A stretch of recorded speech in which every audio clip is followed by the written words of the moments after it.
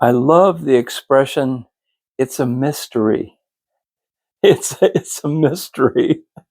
And a lot of what we do, a lot of where we walk, a lot of the things that we collect are truly a mystery. So welcome to Archaeology, Field Archaeology 101. I'm here, A, because I love you, B, because I can't stand being away from you, and C, out of necessity. Over the last few weeks, I've had a lot of messages from you folks, some emails, and even some personal visits. It seems as though people have boxes of rocks, car trunks of rocks, and more boxes of rocks. And I applaud the effort. I really do. And that's what it takes. It takes looking, picking, but these rocks are coming from creeks. So we're going to talk about water-worn rocks today. And a minute ago, you got a good look at a water-worn rock. And they do look like things. They really do. I mean, the longer you look at them, the more you see an elephant's trunk sticking straight up in the air. I mean, you can see all kinds of things. But we really have to address that. I want to get your feet back under a lot of you folks. I don't want to discourage anyone from walking the streams and rivers. And certainly in the last week, visiting one of our Ohio big nap-ins and driving by one of the big rivers, there's sandbars and gravel bars everywhere. So I would not discourage myself from walking, but at some point, you've got to draw the line.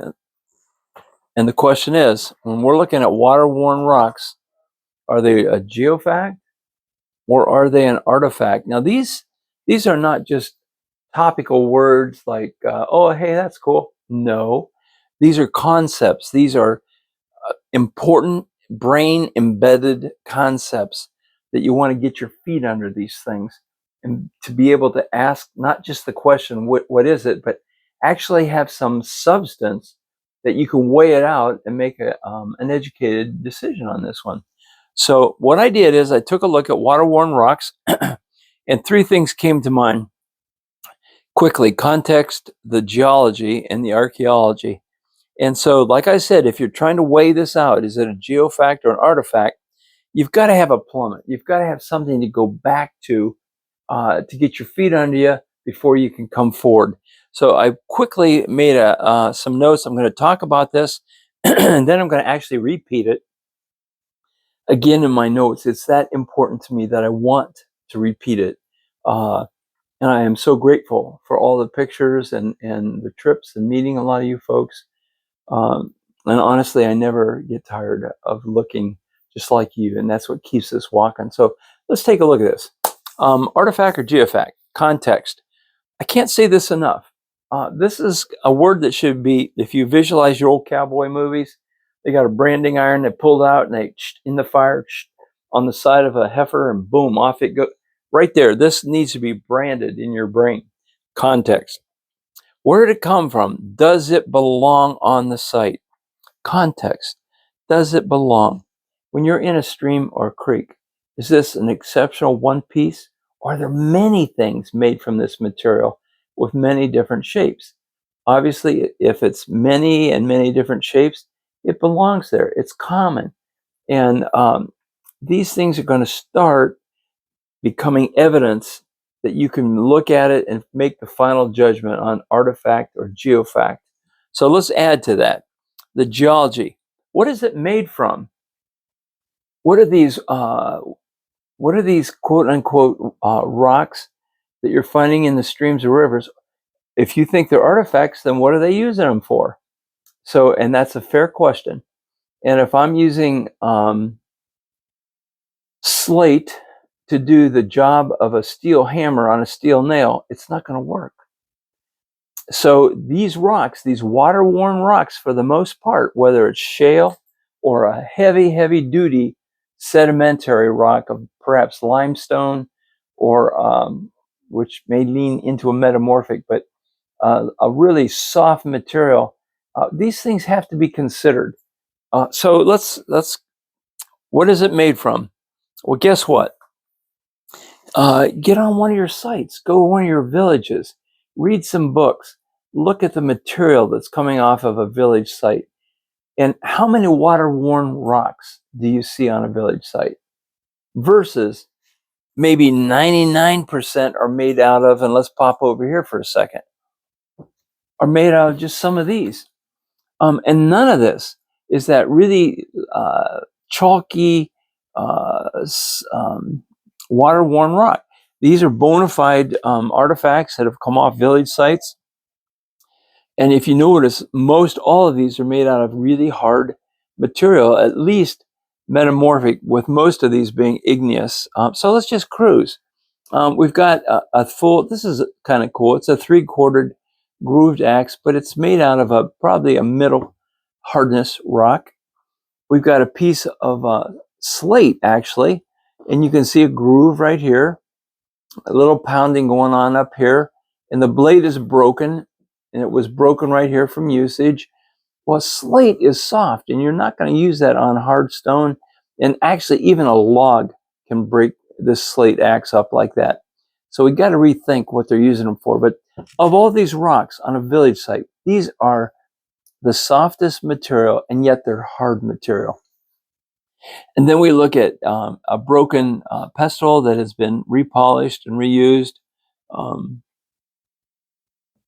We look at another type of pestle right here. We look at a nice granite, little tiny cell, almost an adze. And remember we said on an adze, we have a little bit of a curve to the bit where our true cell is straight across. And then we have what initially I thought was just a round rock, maybe a cache round rock on the village site. But after we cleaned them and looked them over, we thought, man, this looks like it might have been an abrader of sorts. Okay, so abraders can be round. And then coming over here, we looked at this piece that came off of a Hopewell site. And I mentioned there's a good probability that this was a tabletop rock with knife cuts and hits all over the rock. Okay, again, a hard mineral, igneous rock. And then if you're lucky enough to find one of these, this happens to be a 3/4 grooved axe. And in Ohio, this is probably the condition of most of them that you'll find. This came out of a neighboring county. Here's use damage. It's been repolished. But look at the material. Igneous, really hard metamorphic, hard stone. Water-worn rocks. What are you picking up, people? These things, if I blink it with my fingers or tap it with a little rock, it's going to shatter. It's going to break. I'm trying to get you somewhere. Now, I'm going to talk a little bit more about these. Again, we can add to the archaeology of your site and of your river. And we said, what are all the material rocks being made out of in the adjoining fields, in the area where you're hunting the rivers or streams? Look at some of the sites and see what kind of minerals seem to dominate. And you're going to see that they're hard stone, not 51%, but somewhere in the 90s, closer to 100% are going to be hard stone. What material dominates? How about your exotics? And we're talking about really unusual, and you're not going to find a lot of exotics on your site. So do you have exotics that are unusual to the area? And all this is trying to help us diagnose, what do we got? Is it a geofact or an artifact? And if you learn these and get familiar and become comfortable with these three basic headers, you're going to be able to get down the road a little bit on this one. So again, I brought in some stuff off of village sites. Wanted you to just take a peek at some hard stone. I wanted to remind you, and I would say comfortably in the last year, I've had more of you people hung up on your water collected rocks. So I'm going to back up and say, when you're in a river or stream, look for flint. Let that become your focus. And if you're not finding any flint at all, but you're finding a lot of water-worn rock that looks like something, that's on the suspicious. That's a yellow flag for just a geofact and not an artifact. It's kind of like if it has feathers like a duck, if it quacks like a duck, if it waddles like, the more evidence you build in one direction, it's going to lead you to the final conclusion that, Well, of course, it's probably a duck. And the more you can do this with your water-worn rocks, the more you can say, hey, it's soft stone, and it's been, obviously, this is water wear. Now remember, it doesn't matter how pristine your stream is, there's still particles, there's still sediment, there's still sand. It gets moving around in that stuff, especially with high water. And that is very abrasive to a soft stone. And almost all the water-worn rocks I've looked at, for sure in the last month, that have come in from all over this part of the United States, have been sedimentary in origin, or softest of the three: sedimentary, metamorphic, igneous, with igneous being the hardest. So indirectly, you want to start learning some of your other sciences, pulling in necessary information that'll take you in the direction that you want to go. Now, I want you to know I've walked for too many years to remember, but more than most of you. And in all the years I've walked, I've only found 8 flint artifacts in streams and creeks. I was a trapper, and I trapped rivers and streams and creeks extensively. Only 8 out of flint. And guess what? In all the years that I've been in rivers, streams, and creeks, only 1 stone artifact. This little celt came from an area not far from my home at all. Even though it's been in the creek, I think one of my buddies who authenticates said usually the general impact on these things that have been in creeks is that the patina gets worn away very quickly in that. So that's not something that you can hope to find to authenticate it, because it goes quickly. You're going to have to use other knowledge to look for other indicators that it's the real deal. 1 stone tool from over 60 years of stomping around in creeks and streams. You know what? I'm going to go walk a field. You know, and I applaud those of you who do go walk the streams and rivers. If I had my choice, I'd be in a canoe floating a stream or river. They're exciting. They're dynamic. There's a lot going on. Moving water makes you feel good. But getting back to the archaeology, I'm just trying to say to you, without popping a bubble or making you upset, that under the rarest of situations in Ohio, are we finding a lot of artifacts in streams and creeks. And with my position as president of one of Ohio's chapters of all their archaeology groups, I believe there's 26, maybe something like that. I'm just not hearing it. I'm just not hearing it from other memberships. And the group just south of us, the Kokosing chapter in Mount Vernon, Ohio, there's one guy, and he comes every meeting with 10, 15 broken pieces of phenomenal artifacts. Not just the average run of the mill, but these are extraordinary broken pieces. He brought in a perfect parallel flake lancelet to the last meeting. So either he's one lucky dude, or he's got one incredible stream, or he's onto something and we need to figure it out. So having spent time with Scott and talking at great length, and he has agreed to come on and do a video of his material. My bottom line that I dropped on Scott, and I'm going to drop it on you, and now I have plenty of people to back this one up, is the impact of a spring, especially an artesian, where it is pointing back to the Pleistocene time period, the paleo time period. Coming out, you can see the cut into the ground where it's been flowing for years. And I've told 3 people in 3 different counties, go back to all your sites and look for the nearest spring. And they did. And I'm thinking of Dalton, Ohio, which is over toward Canton, Ohio. I'm thinking of Wayne County near Worcester. I'm thinking of Richland County, Mansfield area. I'm thinking of Coshocton. And people going to the spring origins. Nothing in the field, hardly a thing, but boy, once they get to where the spring is actually moving out of the ground, bubbling up, or coming out of the side of a rock wall, right in that area is where it's happening. And if you go more than 50 yards away, if your radius is more than 50, on most of these sites, you won't find a thing. So again, it's just learning, getting wiser as you go, putting in the years, the time that you need to, but listening to the others who have gone before you. Then you can weigh it out yourself and make your final judgment call. But Scott will join us down the road and he'll show you what he's got. And I asked Scotty to think about those extraordinary artifacts, flint artifacts that are coming out of that creek. It's a slate bottom, slate and shale sides. And they're not flat land on either side. It's kind of walled, so to speak.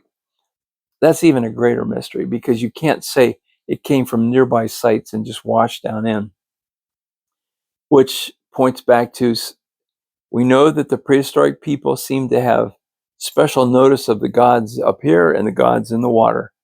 And why not? If you got a spring and it's watering your people, it's saving your lives, why not take some of your finer artifacts and push them in the orifice, down deep into the hole, into the upcomings of the spring as an offering, and then over time they blow out, they wash out, they come out, they're moving down the creek, the stream. I think that's what Scott's got. But we'll explore that more with him down the road. So I threw 3 things at you to measure geofact or artifact, and now I'm just going to go through my notes. And I am getting older and I need to do this. But it's just going to be a little bit repetitive, but hang in there. Very high percent. When we're looking at water-worn rocks, the highest percent of everything I've seen from you folks, and I'm talking 99%, has been very soft stone, very permeable to water, dissolves, gets reshaped by wave action along the lakes. There's only a few igneous coming out of all these things that you've brought. The exception that I might indicate with a sedimentary rock coming out of a creek would be sandstone, and even that needs to be looked at very carefully to see if it's just came out of a bank or washed off of a rock wall. But we know that sandstone was used as different types of abraders. I want to reiterate the idea of using a top-level book as your plummet. Find one, check out in your state. If you're in Ohio or you're in neighboring states, within 1 or 2 states away, 3 states, the lithics are very similar throughout the prehistoric world.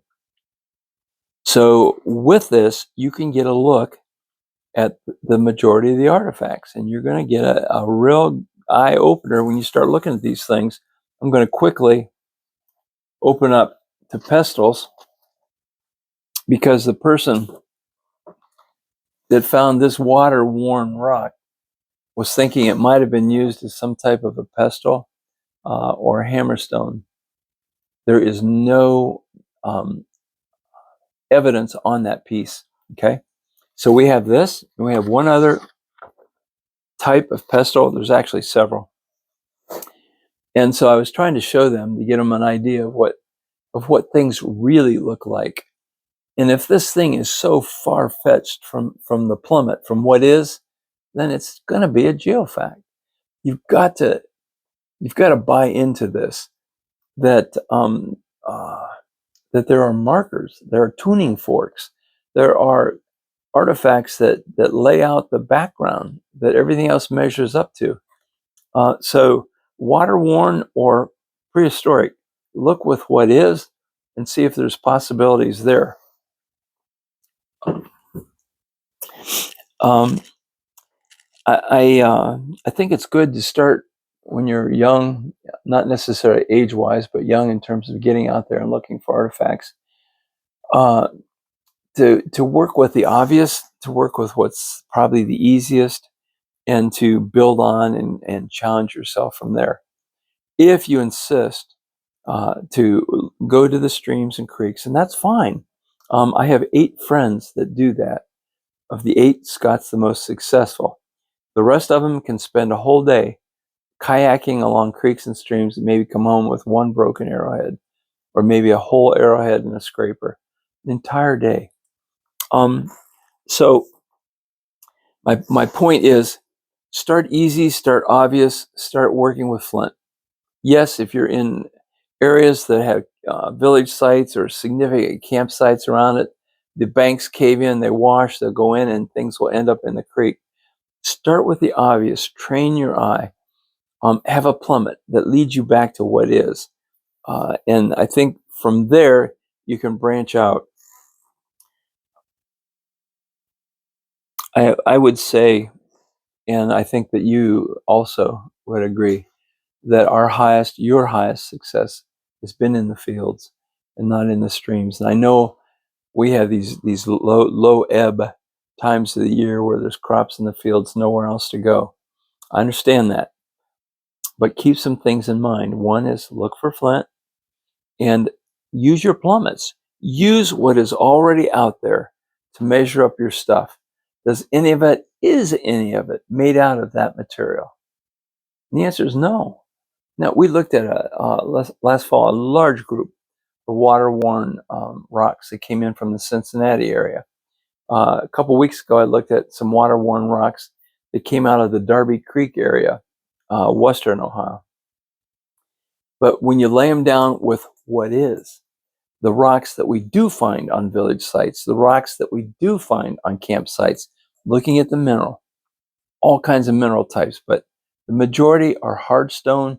You get some intermediate rocks that we call metamorphic, but where's the sedimentary rocks like this? They're not there.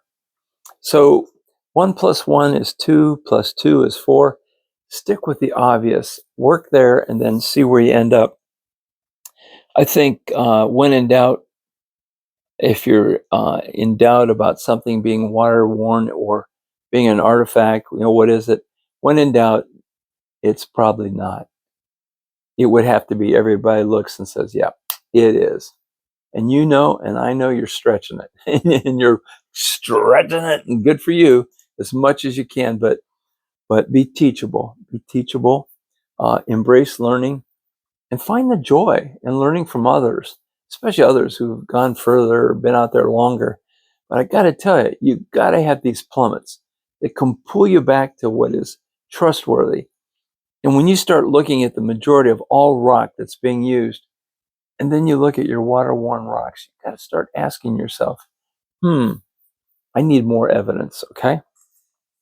And I just want to reiterate again that I have trapped for many, many, many, many years. And over those many, many, many years, I've only found 5 arrowheads in many different kinds of streams and springs, and 1 elk antler. And it was embedded in the blue clay.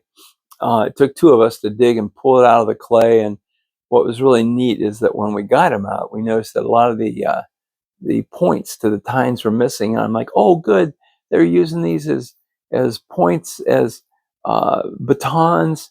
But then when I looked again, they were rodents. They were prehistoric rodents that chewed the tips off the antler. And sadly, we wanted to give it to the museum up in Cleveland. He said, well, you can put it here with the 10,000 other ones, but honestly, we don't need it. We find a lot of elk antlers in Ohio. So